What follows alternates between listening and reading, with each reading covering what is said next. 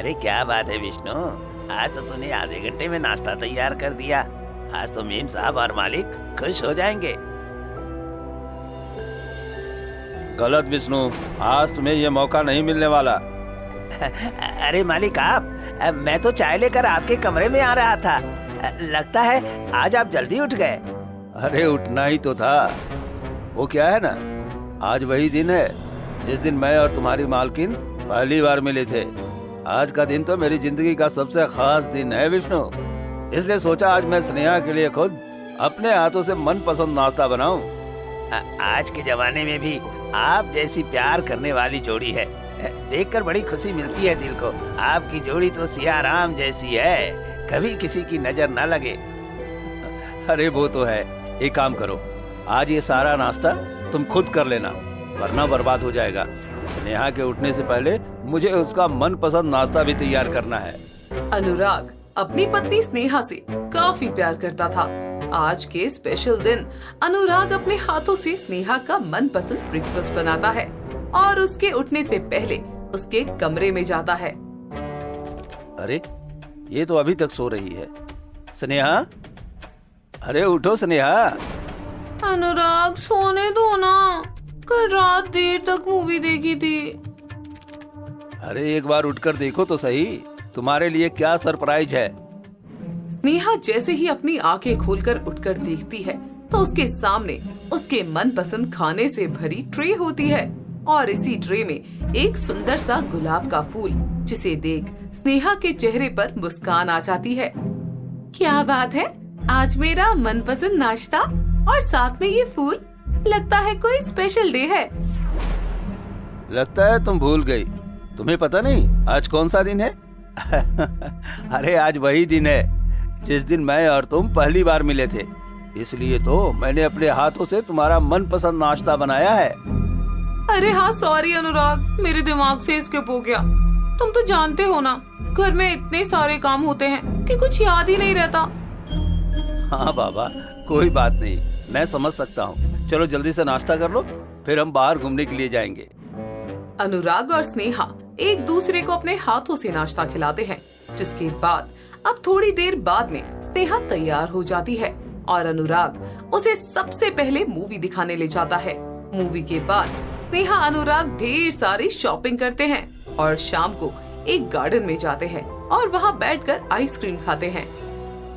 पता है स्नेहा, कभी कभी तो सोचता हूँ अगर तुम मेरी जिंदगी में नहीं आती तो मेरा क्या होता।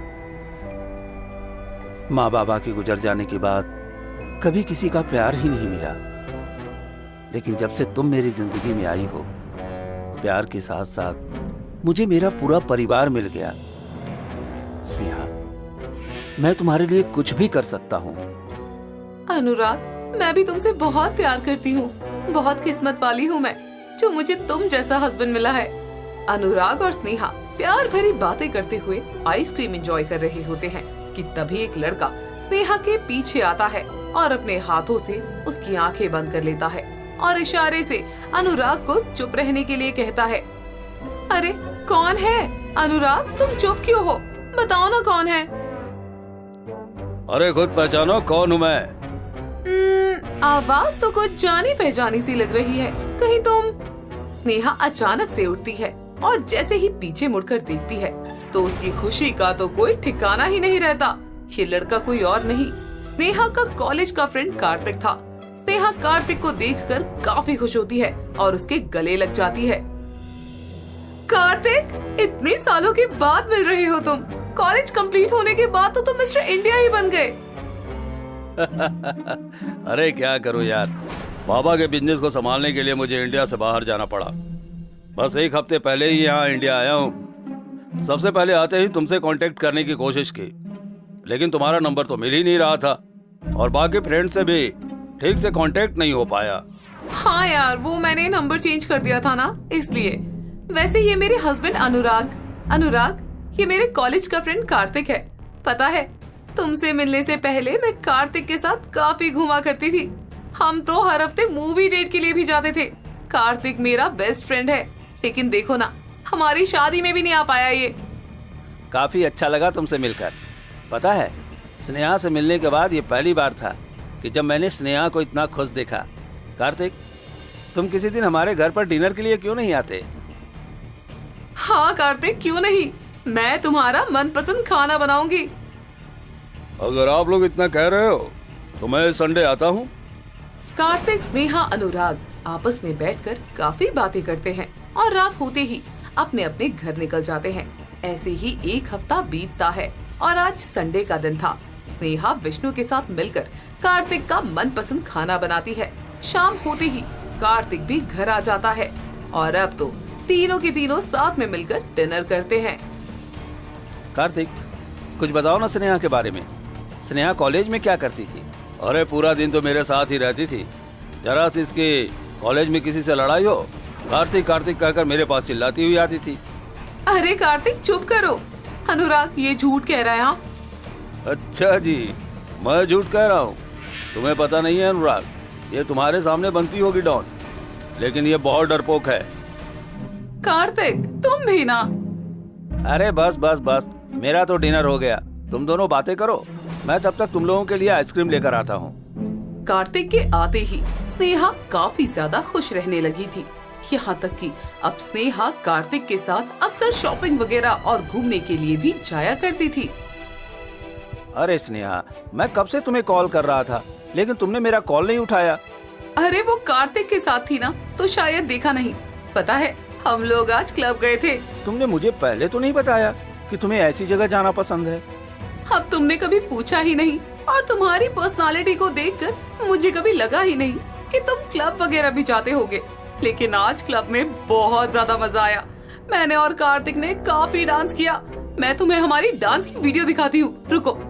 शुरुआत में तो स्नेहा कार्तिक का मिलना अनुराग को बिल्कुल भी नहीं खटकता था, लेकिन अब जैसे जैसे दिन गुजरने लगे थे वैसे वैसे स्नेहा कार्तिक की काफी ज्यादा बातचीत होने लगी थी। यहाँ तक कि अब स्नेहा सुबह से शाम तक कार्तिक के साथ ही रहा करती। घर आकर भी स्नेहा घंटों तक कार्तिक से कॉल पर बात करती थी। अरे रात के 1 बज रहे हैं और तुम अभी आ रही हो बाहर से? वो हम कॉलेज टाइम पर एक ट्रिप पर गए थे ना, तो वही बातें कर रहे थे। लेकिन स्नेहा, कुछ दिनों से तुम मुझे बिल्कुल भी टाइम नहीं दे रही हो। तुम्हें तो ये भी नहीं पता कि अगले महीने मैं कंपनी के काम के चलते बाहर जा रहा हूँ। क्या कहा तुमने? और तुम ये मुझे अब बता रहे हो? मेरे लिए तुम्हारे पास वक्त ही कहाँ है जो मैं तुम्हें कुछ बताऊं। हाँ हाँ, अब तो तुम सारा इल्जाम मुझ पर ही डालोगे। जाओ, मैं तुमसे बात नहीं करती। अनुराग स्नेहा को मनाने की काफी कोशिश करता है, लेकिन स्नेहा नहीं मानती और ऐसे ही कुछ दिन गुजर जाते हैं। स्नेहा आज फिर कार्तिक के साथ घूम रही होती है कि तभी स्नेहा के फोन पर अनुराग का कॉल आता है। ओह माय गॉड स्नेहा, अरे तुम्हारा पति तुम्हें दिन में कितनी कॉल करता है यार, क्या वो तुम्हें जरा सा भी स्पेस नहीं देता? ऐसा नहीं है, उन्हें बस मेरी फिक्र है। भाई जो भी हो, स्पेस तो देना चाहिए। अब तुम अनुराग का कॉल नहीं उठाओगी और मेरे साथ मेरे घर चलोगी। क्या? तुम्हारे घर? अरे चौक तो ऐसे रही हो जैसे तुम मेरे घर पहले कभी आई ही नहीं। मैं तुम्हारे घर आ गया, तुम्हें भी तो मेरे घर आना चाहिए। कॉलेज टाइम पर तुम मेरे साथ कितनी बार आती थी, हम कितनी मस्ती करते थे, तुम्हें याद है? हमारा फेवरेट वीडियो गेम, मैंने अभी तक उसे संभाल कर रखा है। चलो ना मेरे घर चलते हैं और फिर से एक बार गेम खेलकर पुरानी यादें ताजा करते हैं। चलो। स्नेहा अनुराग का फोन नहीं उठाती और कार्तिक के साथ उसकी गाड़ी में बैठकर उसके घर चली जाती है। तो वही सड़क के दूसरी तरफ गाड़ी में बैठा अनुराग ये सब देख रहा होता है। स्नेहा जब शाम में घर आती है, अरे अनुराग, आज तुम बहुत जल्दी आ गए। अरे आज काम जल्दी खत्म हो गया था तो सोचा तुम्हें डिनर पर ले चलूं, लेकिन तुमने तो मेरा कॉल ही नहीं उठाया। अरे वो मैं सैलून में थी, अब फोन साइलेंट पर था इसलिए नहीं उठा पाई। सैलून में थी या कार्तिक के साथ? तुम ये क्या कह रहे हो? मैं सैलून में ही थी। स्नेहा, मुझसे झूठ मत बोलो। मैंने खुद अपनी आंखों से तुम्हें और कार्तिक को मॉल से बाहर देखा था। मैं तुम्हें कॉल भी कर रहा था, लेकिन तुमने मेरा कॉल रिसीव नहीं किया। इनफ अनुराग, मैं नहीं जानती थी कि तुम मेरा और कार्तिक का पीछा करते हो। क्या तुम्हें मुझ पर जरा सा भी भरोसा नहीं है? ऐसा नहीं है स्नेहा, मैंने तुम पर और कार्तिक पर कभी भी शक नहीं किया, और आज भी मैं तुम दोनों का पीछा नहीं कर रहा था। मीटिंग के सिलसिले में मुझे बाहर जाना पड़ा तो मैं तुम्हें बाहर देखा, इसलिए मैंने तुमको कॉल किया। अगर तुम कार्तिक के साथ थी तो मुझे बता सकती थी, इसमें छुपाने वाली क्या बात थी? क्योंकि अनुराग, मुझे लेकर आजकल तुम कुछ ज्यादा ही पॉसेसिव हो रहे हो। तुम्हारा पति हूँ, क्यों ना हूँ मैं पॉसेसिव? अगर तुम्हारी जगह मैं ये सब करता तो क्या तुम नहीं होती? नहीं होती। सुन लिया मेरा जवाब। अनुराग और स्नेहा की काफी लड़ाई होती है और वो अगले दिन कार्तिक को सारी बात बताती है। स्नेहा, मैं तो सोच भी नहीं सकता कि अनुराग तुम्हारे बारे में ऐसा सोचता है। अगर तुम मेरी पत्नी होती तो मैं तुम पर कभी शक नहीं करता। मुझे कुछ समझ नहीं आ रहा, मैं क्या करूं? काश ये बात मैं तुमसे पहले ही कह देता। मैं कॉलेज के समय ही तुम्हें पसंद करता था, लेकिन कभी कह नहीं पाया। जिस दिन तुम मुझे एयरपोर्ट पर छोड़ने आई थी ना, तुमसे कहने ही वाला था, लेकिन उस दिन भी मुझ में हिम्मत नहीं हुई, और जब सोचा इंडिया जाकर तुम्हें अपनी दिल की बात बताऊंगा, तब तक बहुत देर हो चुकी थी। स्नेहा, मैं तुमसे आज भी उतना ही प्यार करता हूँ जितना पहले करता था। अगर तुम चाहो तो सब छोड़कर मेरे पास आ सकती हो। ये तुम क्या कह रहे हो? स्नेहा, मैं जो भी कह रहा हूँ सच कह रहा हूँ। मैं तुम्हें अनुराग से ज्यादा प्यार करूंगा, दुनिया की सारी खुशियां दूंगा, कभी तुम्हारे पास्ट को लेकर तुमसे कुछ नहीं कहूंगा। प्लीज स्नेहा, मेरे पास आ जाओ। स्नेहा कार्तिक की बातों में आ जाती है और अब यहीं से स्नेहा और कार्तिक का अफेयर शुरू होता है। अनुराग जैसा अच्छा पति पाकर भी स्नेहा अनुराग को धोखा देने से बाज नहीं आती। कुछ ही दिनों में अनुराग अपनी कंपनी के काम के चलते बाहर चला जाता है और इसी बीच कार्तिक का घर पर आना जाना लग जाता है। स्नेहा कार्तिक कमरे में बैठकर एक दूसरे का हाथ थाम प्यार भरी बातें कर रहे होते हैं कि तभी अचानक विष्णु कमरे में आ जाता है और ये सब देख लेता है। स्नेहा मालकिन, ये सब क्या है? आप साहब को धोखा दे रही हैं। तुम होते कौन हो हमारी पर्सनल लाइफ में इंटरफेयर करने वाले? जाओ यहाँ से, और हाँ, कल से काम पर आने की कोई जरूरत नहीं है। स्नेहा विष्णु को काम से निकाल देती है। ऐसे ही 1-2 दिन गुजर जाते हैं और आज अनुराग घर आ जाता है। इस तरह अनुराग को अचानक देख, तुम तो अगले हफ्ते आने वाले थे ना? हाँ, लेकिन काम जल्दी खत्म हो गया, इसलिए मैं जल्दी आ गया। लगता है तुम मुझे देखकर खुश नहीं हो। ऐसा नहीं है अनुराग, वो बस मैं तुम्हारे लिए सरप्राइज प्लान करना चाहती थी और तुमने जल्दी आकर सारा सरप्राइज ही खराब कर दिया। तुम तो खुद ही मेरे लिए सरप्राइज हो, मुझे किसी और सरप्राइज की क्या जरूरत है? विष्णु कहाँ है? दिखाई नहीं दे रहा। वो गांव में उसके किसी रिश्तेदार की तबीयत खराब हो गई थी तो वो चला गया। आने में उसे समय लगेगा। तुम बैठो, मैं तुम्हारे लिए पानी लेकर आती हूँ। 1-2 दिन गुजर जाते हैं। अनुराग की आज ऑफिस मीटिंग थी, इसलिए वो सुबह जल्दी निकल जाता है, जिसे देख स्नेहा कार्तिक को घर पर बुला लेती है। दोनों एक दूसरे के साथ रूम में बैठे होते हैं कि तभी वहाँ अनुराग आता है और ये सब देख, तो तुम लोग मेरे पीछे ये सब करते हो? तुम जैसा समझ रहे हो वैसा नहीं है। स्नेहा, मैं जरूर तुम्हारे प्यार में अंधा था, लेकिन इतना भी नहीं कि ये सब भी न देख पाऊं। तुम्हें शर्म नहीं आई मुझे धोखा देते हुए? आखिरकार क्या कमी थी मेरे प्यार में? तुमने जो मांगा मैंने तुम्हें ला कर दिया। तुम जो कहती थी मैंने तुम्हारी हर बात मानी। तुम्हें खुश करने के लिए हर मुमकिन कोशिश करता रहा, और तुमने मेरे प्यार का ये सिला दिया। किसी भी रिलेशनशिप में इंसान को स्पेस चाहिए होता है, लेकिन तुमने मुझे स्पेस कभी दिया ही नहीं। स्नेहा स्नेहा करके बस मेरे पीछे पड़े रहते थे। वेल, अब तुमको जब सब पता चल ही गया है तो ये सब करने का कोई फायदा नहीं है। और हाँ, मैं और कार्तिक एक दूसरे से प्यार करते हैं और हम लोग शादी करना चाहते हैं। तुम लोगों को छोड़ूंगा नहीं, मैं तुम्हें कोर्ट तक ले जाऊंगा। अरे कोर्ट तक तो तब ले जाओगे ना जब तुम निर्दोष होगे। कार्तिक एकदम सही कह रहा है। अगर मैं चाहूँ तो तुम पर डोमेस्टिक वायलेंस का केस करके ना सालों तक तुम्हें जेल में बंद करा सकती हूँ। अब सब हमारे हाथों में है। सालों से कमाई हुई अपनी इज्जत गंवानी है या चुपचाप से ये प्रॉपर्टी पैसा मेरे नाम करके हमें यहाँ से जाने देना है। Choice is yours. Sneha Kartik का हाथ पकड़ती है और वहाँ से चली जाती है और बेचारा अनुराग बस रोता रह जाता है। अनुराग के पास अब कोई दूसरा रास्ता भी नहीं था जिससे वो इस परेशानी से निकल सके, जिसके चलते अब अनुराग अपनी सारी जायदाद सब कुछ स्नेहा के नाम पे करने के लिए मान जाता है। अनुराग कोर्ट से पेपर बनवा कर घर लौट रहा होता है कि तभी उसे रास्ते में विष्णु दिखता है, जिसे देख अनुराग जल्दी से विष्णु के पास जाता है। तुम यहाँ? तुम तो गांव गए थे ना? शायद तुम्हारे किसी रिश्तेदार की तबीयत खराब थी। लगता है मालकिन ने आपसे झूठ कहा। मैं गांव नहीं गया था साहब, मैं तो यहीं शहर में था। आपके आने का बेसब्री से इंतजार कर रहा था ताकि आपको मालकिन और उसके दोस्त कार्तिक की असलियत बता सकूं। विष्णु, मुझे सारी असलियत पता चल चुकी है। अनुराग विष्णु को सारी बात बताता है, जिसे सुन विष्णु, मालिक, क्या इस परेशानी से निकलने का कोई और रास्ता नहीं है? आप कुछ भी नहीं कर सकते? विष्णु, मैं मजबूर हूँ, मैं कुछ भी नहीं कर सकता। अगर एक बार स्नेहा पुलिस स्टेशन चली गई तो मैं बर्बाद हो जाऊंगा। एक मिनट साहब, आपको याद है स्नेहा जी से शादी करने से पहले तकरीबन 1 साल पहले घर में चोरी हुई थी और आपके कमरे में जो लॉकर है उसमें से सारा सामान चोर चुरा कर ले गया था। इसके बाद आप अपने कमरे और बाहर हॉल में एक छोटा सीक्रेट कैमरा लगाया था, जिससे अगर कभी चोरी हो तो चोर को आसानी से पकड़ा जा सके।